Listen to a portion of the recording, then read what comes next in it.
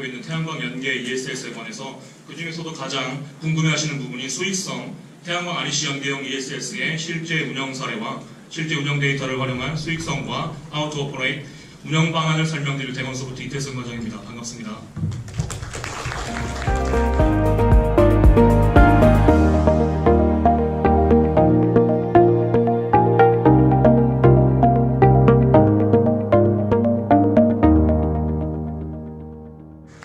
요즘 태양광 시장에서 가장 많이 나온 단어가 무엇일까요?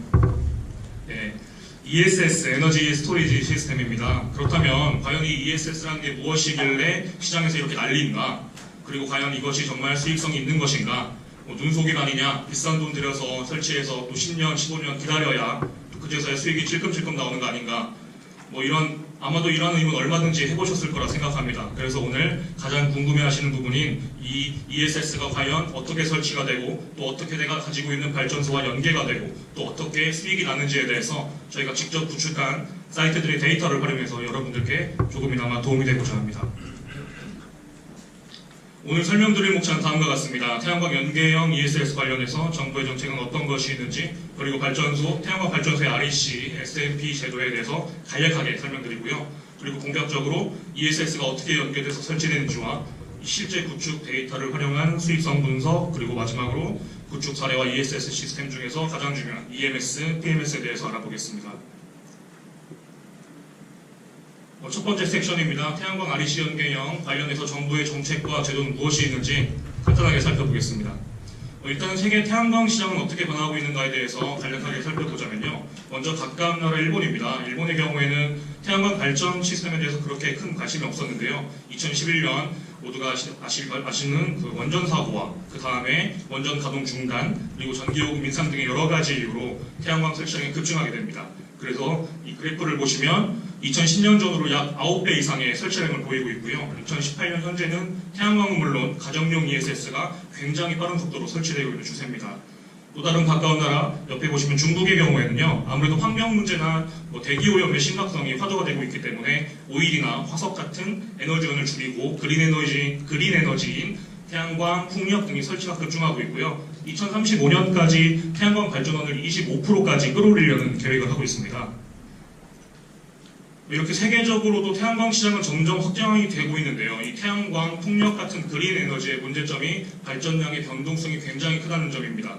화면을 보시면 그날의 날씨와 바람에 의해서 발전이 굉장히 흔들리는 것을 보실 수 있죠.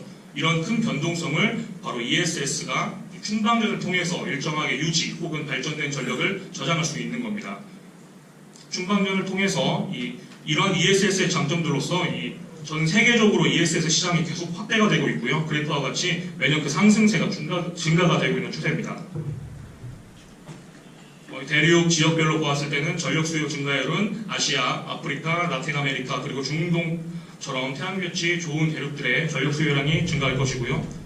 그에 맞추어서 태양광 발전원의 성장성 또한 급격하게 그 수요가 증가할 것으로 예측되고 있습니다.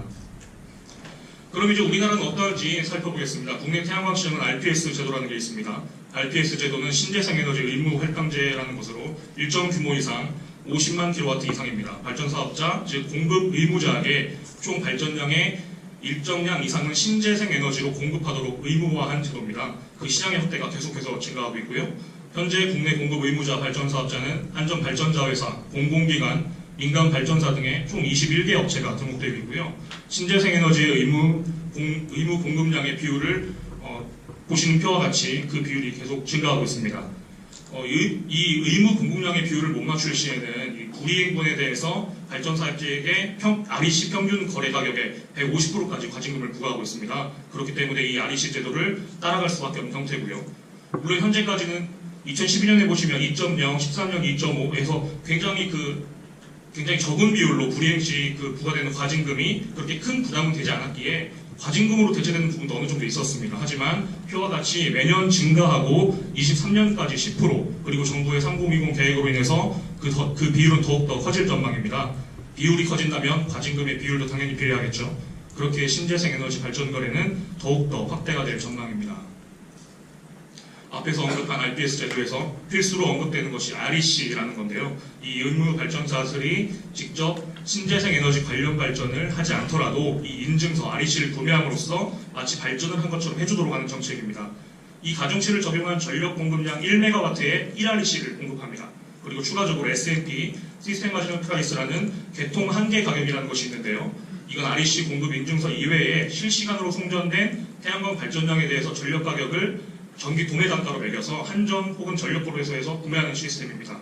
결과적으로 태양광 발전소를 가지고 있다면 S&P 단가를 이용하거나 REC 공급 인증서를 발급받아서 의무 제공 발전사에 파는 것으로 이 두 가지 수익수단이 있다고 보시면 됩니다.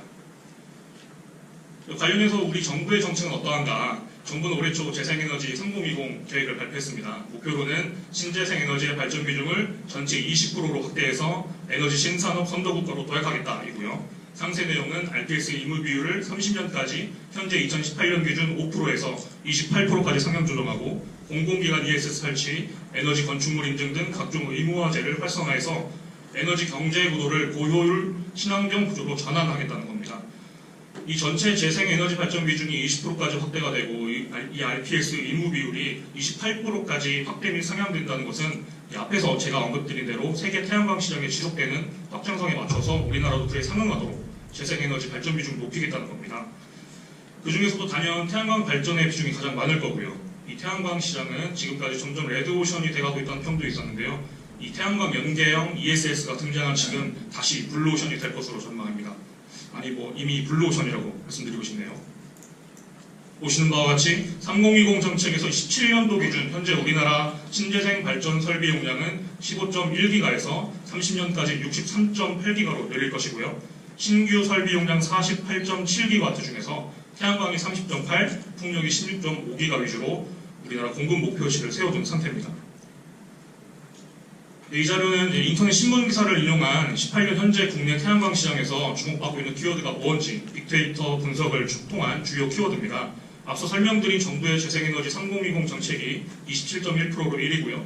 그 다음이 ESS 가중치, 태양광 연계가 2위로 18.8%입니다. 그 아래로는 농촌, 영농, 수산 태양광 등의 확대가 있고요. 그렇다면 이 국가정책 다음으로 주목받는 키워드인 이 ESS 가중치와 연계 관련해서는 어떤 내용인가?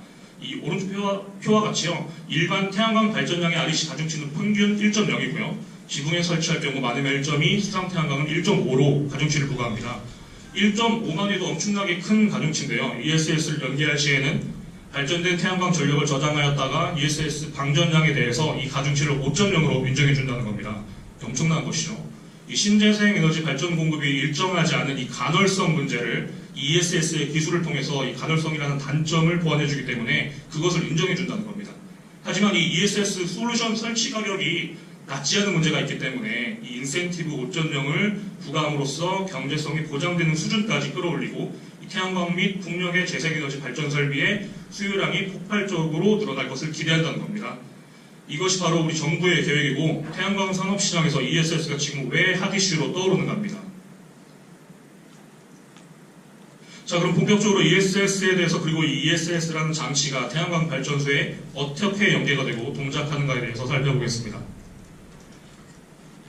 많이들 아시겠지만 이 에너지 저장 장치란 이 생산된 전기를 저장했다가 전력이 필요할 때 공급해서 전력 사용의 효율을 향상하는 시스템입니다.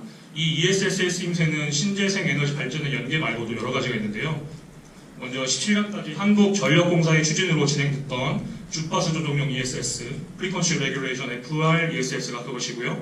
그리고 발전사업체가 아닌 일반 공장이나 빌딩의 시간대별 부하 이동과 최대 피크 전력을 저감하는 용도로 사용하는 피크 저감용 ESS, 이 피크 저감뿐만이 아니고 별도의 ESS 전용 요금제를 활용해서 경제성에 대해 정부 정책에 있는 또 하나의 용도이기도 합니다.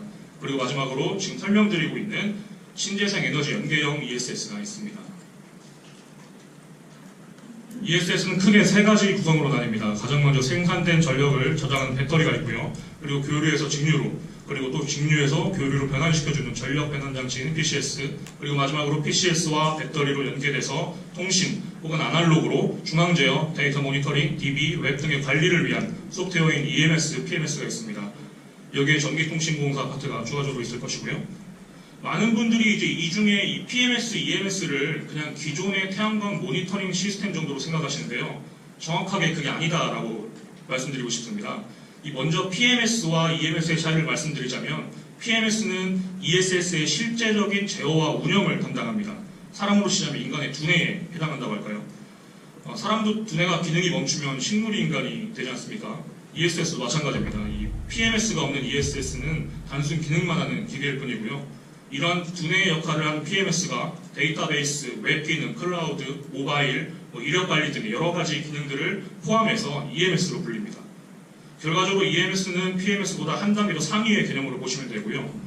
만약 이 PMS가 없는 태양광 연계형 ESS라면 아니면 여러분의 태양광 발전소에 설치되는 ESS의 PMS가 알고 계시는 태양광 모니터링 시스템 정도라면 데이터 모니터링은 물론 잘 되겠죠. 하지만 제어에 관해서는 큰 차이를 있을 겁니다. 안정성에도 크나큰 차이가 있을 거고요. 한 번의 ESS의 고장으로 생길 수익성 감소를 한번 생각해 보시기 바랍니다. 남들은 가중샷 5.0으로 다 혜택을 보는데 내 발전소의 PMS 혹은 ESS의 고장으로 수익 낼 것을 못 낸다. 너무 화가 나는 일이죠. 실제로 PMS의 잦은 고장으로 저희 쪽 PMS로 교체하시는 사업자분들도 계십니다.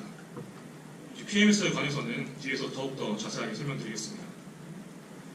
그렇다면 ESS를 통한 태양광 발전량의 충전 혹은 방전을 위해 개통이 어떻게 연계가 되는지, 그리고 연계 시에 충방전량에 대해서 손실 부분은 어떤 것이 있는지 살펴보겠습니다. 기본적으로 태양광 연계형 ESS는 오전 10시부터 오후 16시까지 발전된 태양광 전력을 배터리에 저장했다가 그 외 시간에 태양광 방전을 하면 REC 5.0의 가중처를 인정하는 것이 기본 내용입니다. 태양광 연계형 ESS의 부분은 크게 고압 연계와 저압 연계가 있는데요. 자세한 연계 방법은 뒤에서 설명드리겠습니다. 이 연계 방법을 설명드리기 앞서서 제가 팁을 하나 드리자면요. 바로 손실 부분인데요. 총 5가지의 손실 부분이 있을 수 있습니다. 첫 번째로는 선로 손실, 일반적으로는 1% 내외에서 일어납니다. 두 번째, 태양광 인버터를 통한 손실. 태양광 전력이 발전되면 가장 먼저 태양광 인버터를 거칩니다. 여기에서 2에서 3% 정도 손실이 일어납니다. 관련 내용은 LS 산전 소개자료에서 발표했습니다. 세 번째, TR 손실. 태양광 인버터를 거치면 그 다음에 바로 TR을 거쳐서 송전을 하게 됩니다. 이때 또다시 1에서 3% 정도 손실이 일어납니다. 이 관련 자료는 미국의 분학계 제조사인 이튼의 쿠퍼 파워 시스템 기술 데이터 백스에서 발표한 내용입니다. 네 번째, PCS의 충방전 손실. 발전된 태양광 전력을 저장하기 위한 충전 그리고 송전하기 위한 방전 시에도 태양광 인버터처럼 손실이 일어납니다. 평균 4% 내외고요. 최소 2%까지 손실이 일어납니다. 관련 내용은 저희가 실제 구축한 여러 군데의 사이트들의 여러 가지 PCS 제조사의 평균값을 기준했습니다. 마지막으로 PMS 성능에 따른 효율이 있는데요. PMS가 얼마나 빠르게 변동폭이 큰 태양광 발전량을 PCS의 충전 명령을 내려줄 수 있느냐, 그리고 얼마나 정확하게 충전 지령값을 내려서 한전의 전력을 끌어다 쓰지 않느냐에 따른 효율이 있겠습니다. 실제로 저압연계의 ESS 충방전 제어 시에 충전이 100이 된다면 방전은 실제적으로 91 정도가 방전이 됩니다. 실제 데이터니까 참고하시기 바랍니다. 자, 그럼 본격적으로 가장 궁금해하시는 부분 중 하나 연계 방식에 대해서 살펴보겠습니다. 앞에서 말씀드린 바와 같이 기존 태양광 발전소에 ESS를 연계해 설치할 시에는 고압 연계와 저압 연계로 나뉘는데요. 먼저 고압 연계에서는 그림과 같이 V12 앞단에서 분기하느냐 아니면 V12 뒤에서 분기하느냐로 두 가지 연계 방법이 있습니다. 1번과 2번과 같이 연계했을 때 차이점은 중간에 전기적인 차단 장치인 V12가 있느냐 없느냐인데요. 각각의 경우 장단점을 설명드리자면요. 우선 1번의 경우에는 이 V12 1차 측에서 연계할 경우 전체 태양광 발전소 설비 용량의 최대 3% 정도를 제외하고 모두 충전이 가능합니다. 그림을 보시면 이 발전되는 전력이 저압단 A11을 거치고 그 후에 TR을 거칩니다. 이때 앞서 설명드린 대로 TR 손실분이 일어나게 되고요. 이 TR 손실이 일어난 최종 전력이 고압단 V11을 거치기 때문에 이 V11을 통해서 정확하게 최종적으로 몇 킬로와트가 송전되는지 알 수 있습니다. 그렇다 보니까 충전할 수 있는 전력량을 정확하게 알 수가 있고요. 태양광 발전의 큰 변동성을 고려해서 3% 정도 마진을 남겨놓고 모두 충전이 가능합니다. 반면에 V12 1차 측에 ESS를 연계하면 역송전 발생 등의 물리적 방어 장치가 없기 때문에 안정성이 좀 떨어집니다. 이럴 경우에 PMS에서 자체적으로 역송전, 즉 역전력에 대한 방지 알고리즘이라든지 그 알고리즘이 돌아갈 수 있는 운영 안정성이 뛰어난 서버 환경 혹은 다른 방법의 PMS의 기술적인 부분이 중요시 여겨집니다. 그럼 이번의 경우로 V12 2차 측과 TR 1차 측 사이에 연계하게 되면 일단 역전력 같은 정기적 문제는 V10에서 차단이 가능하게 되면서 그 안정성과 역송전 방지에 대한 신뢰도가 굉장히 높아지죠. 하지만 이 역전력이 발생되면 V12가 트립되면서 현장에서 직접 트립 해제 등의 즉각 대응이 필요하게 되고요. 1번의 경우와 달리 V12 2차 측의 연계 시 문제되는 점이 TR 1차 측에서 측정할 수 있는 궤정기가 없기 때문에 저압 측의 A12를 통해서만 발전량을 알 수 있습니다. 이 경우에는 TR 손실분에 대해서 고려해야 하기 때문에 실제 ESS 충전 시 충전 마진을 많이 잡아야 돼서 비효율적입니다. 1000kW를 발전한다 했을 때 정말 잘해야 150kW 정도 마진 두고 마진을 둬서 송전시키고 나머지 850kW만 충전하게 되는 거죠. 하지만 저희 대건소프트 같은 경우에는 이 A12 계정기 통신뿐만이 아니라 상위단 V12의 CT/PT 값을 아날로그 PLC 방법으로 직접 계측을 해서 태양광 발전 추정 운전을 하기 때문에 2에서 3% 정도만 마진을 제외하고 모두 충전이 가능합니다. 그렇다면 이것을 이익으로 환산하면 어떻게 될까요? 아까 말씀드렸던 마진이 150kW의 마진과 30kW의 마진은 5배의 차이죠. 시간당 120kW를 추가 충전할 수 있느냐 없느냐인데요. 이걸 연이익으로 따지면 연이익으로 REC 5.0 가중치를 적용하면요. 굉장히 큰 금액이 됩니다. 바로 이런 것들이 차이가 PMS의 성능 차이입니다. 100kW 충전 시에 S&P 90원, REC 83원 기준으로 하루 45,000원입니다. 그렇게 계산했을 경우에 날씨를 고려해서 1년 중 250만 기준 삼아도 이 금액은 1,125만 원이 됩니다. PMS가 태양광 모니터링과 같다고 생각하시는 분들은 이런 걸 잘 고려해 보시길 바랍니다. 태양광 모니터링 시스템이 과연 1년에 최소 나에게 1,100만 원 수익을 추가적으로 가져다 주는지. 그림과 같이 전력거래소에서는 최근 역전력 이슈가 몇 번 있었다 보니까요. 고압 연계 시 V12 2차 측으로 연계 포인트를 이동하라고 권고하고 있습니다. 그렇게 되면 설명드린 대로 TR 손실 유발 부분을 고려해야 해서 충전 마진이 커지지만 그 마진을 PMS의 성능과 기술로 커버할 수 있다. 이것을 말씀드리고 싶습니다. 이제 저압 연계 시의 경우를 살펴볼까요? 저압으로 연계 시에는 ESS 간 TR과 PCS 충방전 효율 정도만 고려하면 되기 때문에 발전소 자체 고압분 TR은 고려할 필요가 없습니다. 그림과 같이 A12 1차 측에서 연계하고요. 발전소 자체 ACB와 거기 연결된 CTPT 아날로그 값을 동시에 받아와서 PCS 지령을 내리기 때문에 1초에 5번 200ms로 출렁이는 태양광 발전량을 실시간으로 쫓아가고 제어하고 있습니다. 물론 저희 대건소프트 솔루션일 때 이야기입니다. 태양광 연계형 ESS 구축 시에 PMS에서 통신 방법이 아닌 CT/PT 값을 직접 측정해서 출렁이는 태양광 발전량을 실시간 제어하는 건 저희 솔루션이 유일합니다. 실제 태양광 연계한 ESS 수익은 얼마나 되는가? 많은 분들이 궁금해하시고 또 의심하시는 영역일 겁니다. 지난달 18일날 산업부에서 정책 발표한 사항 모두가 잘 알고 계실 겁니다. 태양광과 풍력 ESS 연계 시에 가중치가 각각 5.0과 4.5로 2019년까지 현행을 유지한다는 사항이죠. 이번 정책 발표로 인해서 아마 이 태양광 시장에서 ESS 설치 확장은 더욱더 박차를 가할 것 같고요. 사실 정해진 수순입니다. 태양광 발전소를 보유한 사업자분들이라면 내가 가지고 있는 발전소의 수익에 대해서 가장 궁금한 사항일 테고 또 ESS가 수익을 더 가져다 준다는 점이 매우 흥미있고 관심 가는 분야니까요. 그것을 정부에서 2019년까지만 설치한다 하면 현재의 수익보다 몇 배를 더 보장해주겠다라는 것과 마찬가지니까요. 그렇다면 본격적으로 태양광 발전소에 ESS를 연계할 시에 수익이 어떻게 발생하는지 저희가 구축한 사이트들의 실제 데이터를 가지고 말씀드리겠습니다. 먼저 보통의 일반 태양광 발전소의 수익 구조입니다. 여기 이미 아시는 전문가분들이 많으시겠지만 모르시는 분들도 있을 테니까 간략하게 설명만 드리겠습니다. 발전된 태양광 전력을 한전이나 전력거래소 측의 S&P 발전 수익을 얻는 방법과 RPS 제도에 따른 공급 의무 발전사가 구매한 REC 발전 수익이 있죠. 이러한 S&P 플러스 REC 고정 계약, 보통은 태양광 발전소 20년 장기 계약을 맺어서 사업자분들이 수익을 얻고 계십니다. 여기에 추가적으로 ESS가 연계될 시에는 보통 ESS 15년 고정 계약을 별도로 맺어서 추가적인 수익을 보실 수 있는데요. 지금부터 보여드릴 실제 데이터를 이용한 수익성 분석은 S&P 및 REC 가격을 킬로와트당 가격으로 기준 잡고 분석을 시행한 자료입니다. 참고적으로 저희가 분석한 자료는 S&P 플러스 REC 고정 계약 170원이며 저희는 S&P 가격 변동에 따른 월 수익의 변화가 없는 S&P 플러스 REC 곱하기 가중치로 수익을 계산했습니다. S&P 가격은 87원, 태양광 REC와 ESS 방전 REC는 83원으로 적용했고요. 킬로와트당 단가입니다. 18년도 상반기 메가와트당 평균 단가가 약 18만원 정도입니다. 이것을 킬로와트로 환산하면 180원이니까 저희는 가장 낮은 단가로 적용해서 계산을 했고요. ESS REC 고정계약의 단가는 15년 계약이며 이 단가는 발전소 용량과 ESS 방전량에 따라서 달라지며 처음 계약을 할 때 정해집니다. 여기 83원으로 적용한 금액은 일반적인 평균 단가로 생각하시면 됩니다. 기준은 위에 적힌 용량과 같습니다. 실제 저희가 구축한 경북 지역의 한 태양광 사이트의 규모를 기준으로 했고요. 타인 자본을 빌리지 않고 본인 자본으로만 시작했다면 그러니까 은행 PF가 없이 총 투자비 태양광 15억, ESS까지 15억, 총 30억 원을 회수하는 기간은 둘 다 약 7년 정도 걸립니다. 그 후에 순수하게 자신의 수익이 되는 것을 보면 약 그래프가 2배의 차이를 보이는 것을 볼 수 있습니다.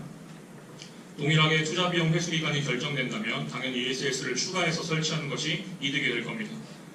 보통 ROI가 5에서 6년이면 ESS 설치비가 모두 회수된다고 하는데 저희는 최저 수치를 입력했습니다. S&P나 REC 가격 등을요. 그래프와 같이 1메가 그래서 이제 다른 데에 비해서 ROI가 좀 늦어지는 경향은 있고요. 아무래도 보수적으로 접근하는 게 맞는 것 같아서 이렇게 계산을 했습니다.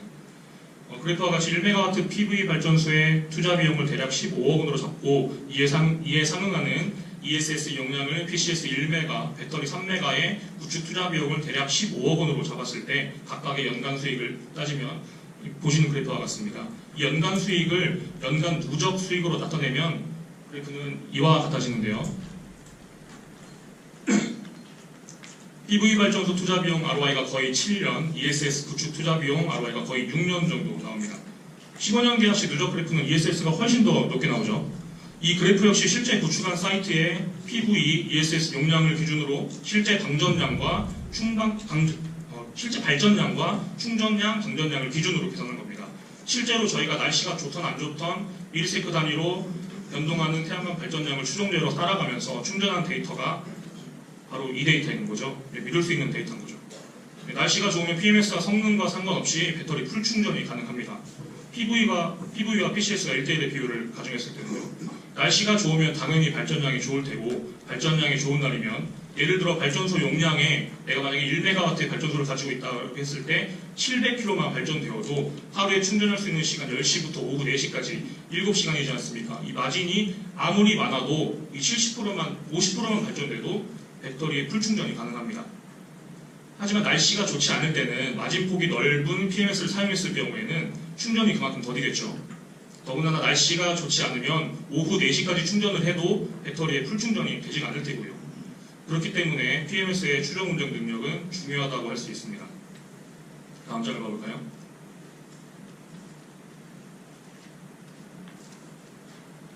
보시는 표는 저희가 구축한 사이트들을 강원도, 경상도, 전라도 등의 태양광 발전량이 조금씩 다른 지역별로 3개에서 4개씩 선정한 표입니다. 용량도 메가와트급으로 다양하게 선정을 했고요. ESS 용량도 조금 다양하게 선정해서 나열해 봤습니다.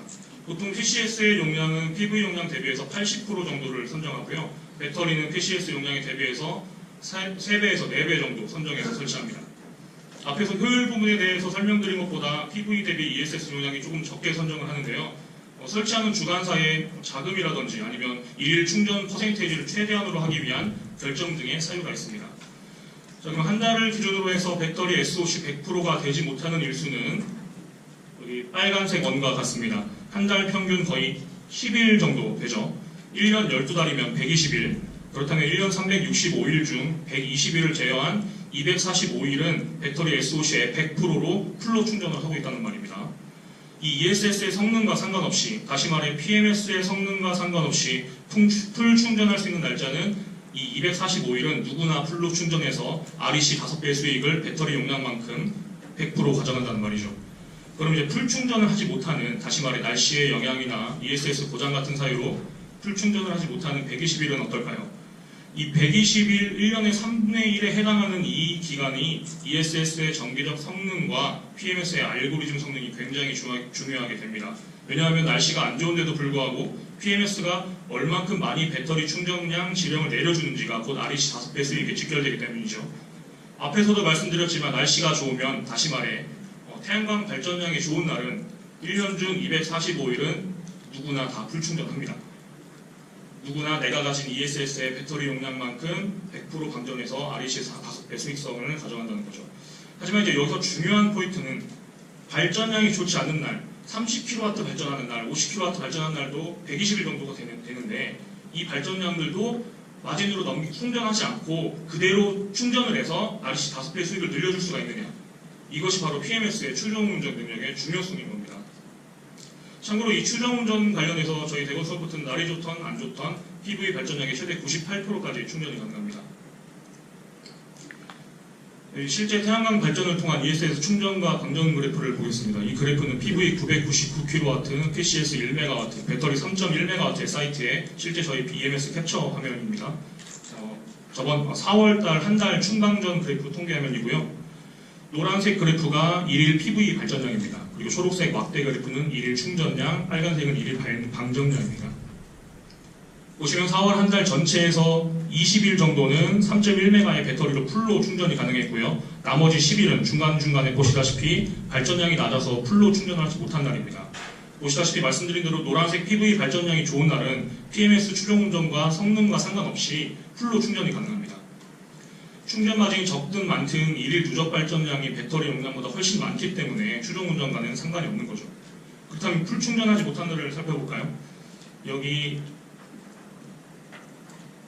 빨간색 원 부분이고요. 이날의 실제 충방전 데이터를 살펴보았더니 시간별로 이렇게 제어를 했습니다. 날이 좋지 않아서 139kW PV 발전량이 있었고요. 그 중에 128kW를 충전했네요. 그 다음 11시에는 133이 발전됐고 127을 충전했습니다. 굉장히 마진폭이 적지 않습니까? 이것을 퍼센테이지로 환산하면 93% 이상 충전한 겁니다. 여기 사이트 같은 경우는 발전 설비 용량의 3%가 아닌 고정 마진 10%를 제외하고 모두 충전하고 있습니다. 굉장히 급변하는 태양광 발전량을 CTPT 아날로그 값으로 PLC를 통해서 받으니 빠른 속도 200ms 이내로 추정 제어를 하다 보니까 더욱더 많은 충전을 가져갈 수 있는 부분이죠. 이러한 추정 운전의 또 다른 장점이 매우 짧은 통신 속도로 인해서 실시간으로 발전량이 변해도 역송전을 방지해준다는 겁니다. 이 말은 즉슨 PMS가 PCS로 충전 제어 명령을 내릴 때 절대로 발전되는 태양광 발전 값보다 충전량이 커지는 법이 없다라는 겁니다. 정말 정밀하게 발전되는 값을 따라갑니다. 굉장히 좁은 마진폭에서요. 이것이 바로 태양광 연계형 ESS에서 내가 얼마나 많은 이익을 더 가져갈 수 있느냐, 이것이 핵심이고 이것을 고려해야 된다는 겁니다.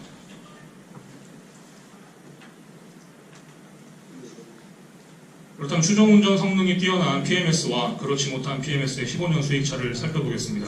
기준은 여기 나온 표와 똑같이 잡았습니다. 같은 기준으로 단순 충전 혹은 마진폭이 넓은 추정운전 기능의 PMS는 평균 80% 충전량 비율을 보입니다. 90%까지 가능할 수도 있고요. 하지만 추정운전 성능이 뛰어난 PMS는 충전량 비율이 최대 98%까지 가능합니다. 이전 페이지에서 본 바와 같이 고객 요청으로 고정마진 10kg까지 가능하고요. 그렇다면 한 달 중 풀 충전하지 못하는 10일이 PV 용량의 10%만 발전되는 날이라 가정할 때 발생하는 15년 수익 차이를 살펴보겠습니다. 이와 같이 PV 1MW 용량의 10%, 그러니까 100%만 발전될 시에 실제로 이런 날이 가장 많죠. 추정운전 능력이 뛰어난 PMS는 93kW까지 충전했고요. 평균 80% 정도를 충전한 PMS는 발전량이 낮을수록 충전량 비율이 낮아지기 때문에 30kW 정도를 충전합니다. 그럼 서로 63kg 정도 차이가 있죠. 이걸 REC 수익으로 계산하게 되면 15년간 서로 간 수익 차이가 2억 5천입니다. 내가 어떠한 PMS를 선택하느냐, 또 이 PMS의 성능이 어떠하냐에 따라 내가 추가적으로 이 억대의 수익을 더 벌어들일 수 있는지, 아니면 다른 사람보다 그만큼 손해를 볼지, 그 결과가 나온단 말이죠. 지금까지 태양광 연동 ESS의 구축 시 고려해야 할 정기적인 부분, 손실, 개통, 연계 포인트 등과 PMS의 성능에 따라서 알아봤는데요. 그럼 실제 구축 사례와 PMS 상위단 EMS 그리고 클라우드에 관해서 간략하게만 설명드리겠습니다. 보시면 저희가 구축하고 관리하고 있는 사이트들의 전체 통합 모니터링 클라우드 화면입니다. 자체적으로 운영센터를 구축해서 대전 본사에서 메인 서버와 네트워크 전문가들에 의해서 관리되고 있고요.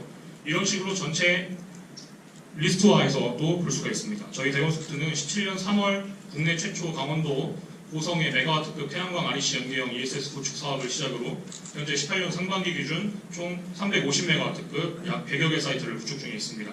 오늘은 국내 EMS 전문 기업으로 최다 사이트를 구축 경험을 통해서 축적해온 저희만의 노하우를 기반으로 ESS 구축을 고려하고 계신 분들께 조금이나마 도움이 되고자 실제 운영 사례를 공유하고자 합니다. 현재 이 시장은 이노베이터에서 얼리어답터 시장으로 빠르게 전환되고 있습니다. 이 배터리 수급 이슈로 좀 구축이 지연되면서 얼리베이저리티 또한 시장에 매우 큰 관심을 갖고 시장 진입을 좀 뛰어들고 있고요. 이처럼 갑작스러운 시장의 확대와 성장에 따라서 많은 기업들이 태양광 REC 연계형 ESS 시장에 뛰어들면서 시장 논리에 따라서 일부 후발주자들이 저가 정책을 통해서 시장 점유율 확대에 주력하고 있습니다. 물론 태양광 REC 연계형 ESS 사업에서 구축 비용 절감은 굉장히 중요한 요소입니다. 하지만 근래 들어서 구축 후에 운영에 대한 관심도 수익이나 역송정 문제 때문에 당사의 EMS로 교체 문의를 주신 고객들이 늘어나고 있어서 이제 15년간의 EMS 운영에 대한 관심도 점점 높아지고 있죠. 이 ESS 운영에서 중요한 핵심 요소가 바로 앞서 말씀드렸다시피 PCS에 이어 ESS의 구성 요소인 EMS가 태양광 연계 ESS 운영함에 있어 핵심 요소라고 볼 수 있겠습니다. 기존 태양광 발전 사업주께서 혼동하시는 부분이 바로 기존 태양광 모니터링 시스템과의 차이인데요. 앞에서 언급드린 것처럼 모니터링 시스템의 주요 기능은 말 그대로 현재 상태를 보여주는 겁니다. 인체로 예를 들면 바로 눈의 기능을 한다는 거죠. 하지만 EMS는 에너지 전체를 관리하고 분석하는 시스템으로 ESS의 운영 상태를 모니터링하고 알고리즘에 의해서 ESS를 운전, 제어하며 데이터 저장 및 운영 통계 분석 등 두뇌의 역할을 합니다. 눈과 두뇌는 엄연히 큰 차이가 있죠.